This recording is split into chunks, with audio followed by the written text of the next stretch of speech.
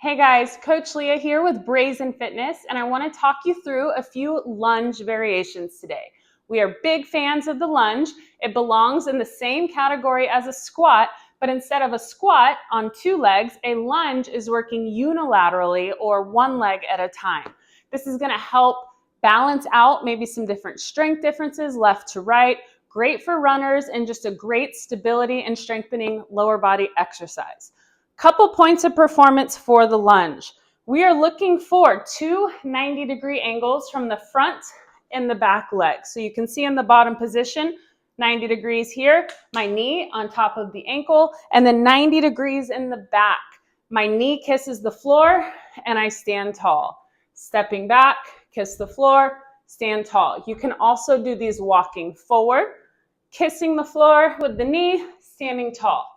Now, let's talk about a few variations. Maybe you don't have full range of motion yet. What I want you to do, find a post or maybe a door frame, something that can support you, and you can kind of lean back, okay? From here, you're going to use that to kind of walk your hands down, get the knee to the floor, and then pull yourself back up. This is going to help you with balance and also taking some body weight out of that lunge to help get you all the way down, all the way up.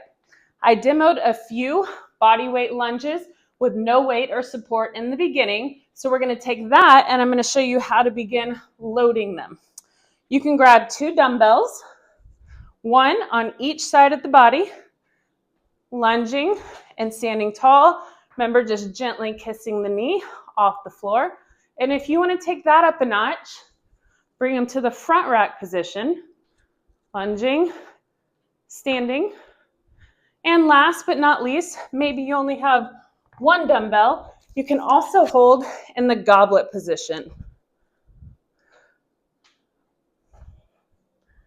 Okay, all of these are great options for lunging, building strength in the lunge, and getting you a stronger, more stable lower body.